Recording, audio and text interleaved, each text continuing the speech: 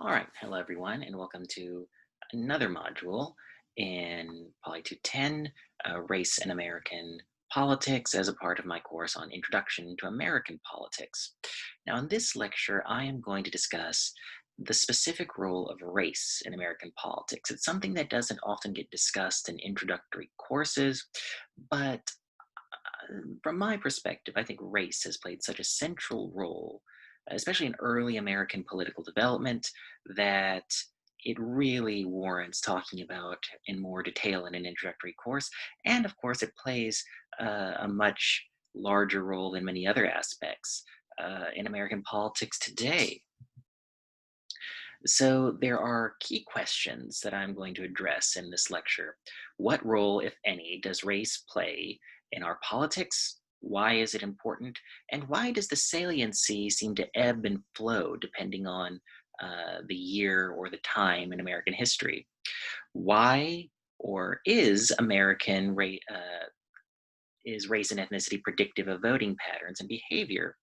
How do they vote and whether people vote conditioned on their race?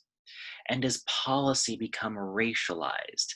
And by that, I mean, does policy implementation take on a different nature depending on the race of the people involved? And though there are many policy areas that we could go into, I am specifically going to talk about welfare, law enforcement, immigration, and housing. So, does race matter?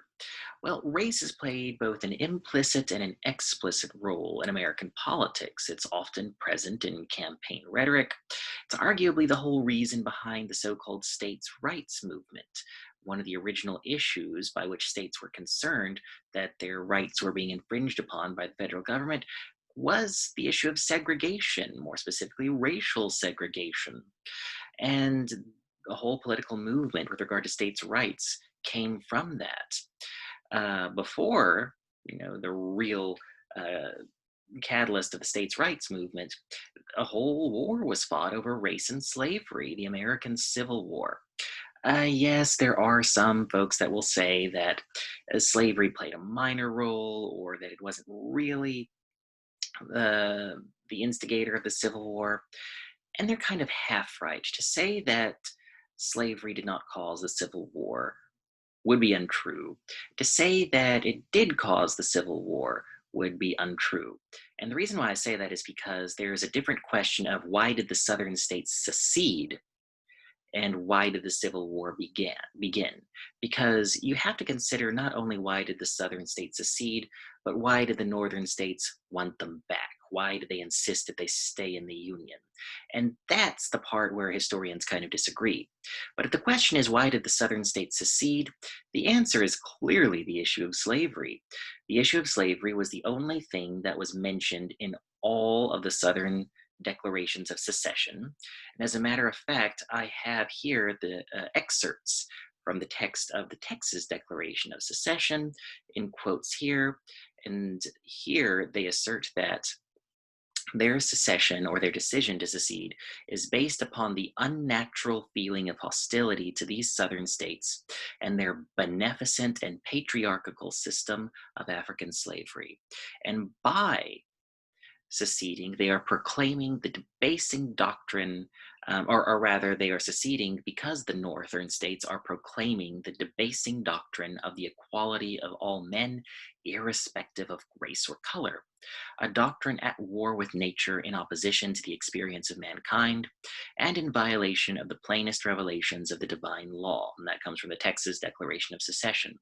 So they're not only declaring that slavery is good, a positive benefit, but they're qualifying it by saying African slavery, and they are declaring that the very idea that people could be considered equal, regardless of their race, is not only a bad idea, it is an evil idea that goes against the divine law, that goes against God Himself. This isn't the first time that religious justifications would be used as an excuse for discrimination. About a century later, during the Jim Crow era and the efforts to keep schools segregated in the 1950s, many pro segregation activists used biblical justification. One common refrain was that if God had wanted Black people and white people to live together, he would not have put them on two separate continents. However, the rhetoric with regard to race is not always that explicit. There's this notion of dog whistle politics, where politicians use coded language that elicit or prime people into thinking in racial terms or arousing racial hostility. In addition, race does play an implicit role in things like public opinion. People of different races and ethnicities do tend to believe different things, and they respond differently to political messaging, and it has to do with various social and historical factors with regard to race. Now, much of political science research ignored the role of race until recently. Key principles that were developed in political science to explain things like political behavior, voting behavior, were assumed to apply to all people, regardless of their race. Whenever they did find variations in behavior, they were assumed to be merely correlates of education and wealth. And race did correlate with things like education and wealth, despite not despite the fact, but because of the fact that there was a lot of historical institutional discrimination in this country. And that those unfortunate that things like education and wealth correlated so much with race in and of itself didn't necessarily have an independent effect on political behavior. But that thinking changed quite a bit around the 1970s. Early work focused on the propensity to vote and for whom minorities voted. So they looked at whether or not racial minorities, were just as likely to vote as whites and who they were likely to vote for. Whenever political scientists were studying minority voting behavior, they developed two distinct but related concepts. The first was called group consciousness, and this is when group attachment is a part of one's identity. So it's when people are cognizant of the fact or aware of the fact that they belong to some larger group, primarily a racial one. Now, linked fate is slightly different in that it does require some level of group consciousness, but it goes a step further. Not only does linked fate refer to a person being aware of the fact that they are connected to a larger racial group, but they believe that their own personal well being is connected to society's view of their group. So, for example, this is slightly a different context than what the originators of this concept intended, but as college graduates, once you graduate, a lot of your success will depend on how society at large views graduates of your institution. If they view it positively, then things are going to go well for you. If they view it negatively, things are not going to go well for you. In a way, your fate is linked to how society views graduates of your institution. In a similar way, African Americans might feel that their own individual well being has a lot to do with how society views African Americans generally. Now, additional early work also focused on the fact that minorities were more likely to vote if they have a higher sense of group consciousness or linked fate. Now, this came under some amount of criticism because, yes, uh, there might be some effect of group consciousness and linked fate on voter behavior, but this was not necessarily uh, the only cause and variation of voter behavior. One social scientist, Tasha Philpott, a scholar of African American politics, noted that if group consciousness and linked fate were the only factors that determined whether or not African Americans voted, then before 1870, African Americans completely lacked group consciousness. And the reason why she said that is because she was making a point that this area of scholarship, in pointing out that, oh, group consciousness is linked to increased voting behavior, completely ignores the role that institutional discrimination played.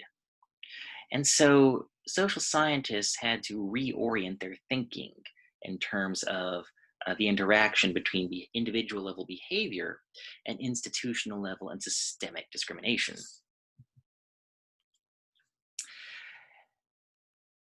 As we moved on as political scientists, we studied race in terms of who people voted for and whether or not race was predictive of vote choice and frequency, holding other indicators like education and income constant. The current conventional wisdom is that African Americans do tend to vote less frequently than whites. However, if you control for income, uh, there's an argument to be made that African Americans actually vote at higher rates than whites. The evidence is somewhat debatable. Latinx voters have the lowest turnout rate, and these combination of factors is actually the reason why Texas, despite being a majority minority state, is the only state with a majority minority population that consistently votes for the Republican Party. Part of it is because of lower participation rates amongst minority voters. Another part of it is that the Texas GOP has been particularly successful in reaching out to minority voters. Um, but still, race has played a role in that. African Americans and Latinx voters are ideologically diverse. However, they tend to vote consistently for the Democratic Party. So the gamut of ideology amongst Africans and Latinxes runs from the very liberal to the very conservative. But for various historical and social reasons, they tend to consistently vote for the Democratic Party. African Americans vote for Democratic candidates at rates of anywhere from 91 to 97%, depending on the poll. Latinxes are a little less reliable as far as Democratic voting goes, tending to vote for the Democratic candidate at rates of 55 to 60%. There is the special case of Cubans who consistently vote for the Republican Party because of the influence and ill will towards the Communist Party and the communist takeover of Cuba. They tend to view the Republican Party as being the more anti communist party, though the trends are changing, especially amongst young Cuban voters. Asian Americans and Arab Americans used to be reliable Republican voters, but that has been changing in recent years. In the 16 and 18 elections, Asian Americans and Arab Americans tended to vote Democratic. And naturalized immigrants actually historically displayed a pattern where they tended to vote for the party that was in power when they were naturalized. So if somebody was naturalized as a US citizen under a Republican president, historically, they tended to vote Republican afterwards. If somebody was naturalized under a Democratic president, they tended to vote Democratic afterwards. But that is also changing in recent years. Naturalized immigrants have voted overwhelmingly Democratic over the past few election cycles.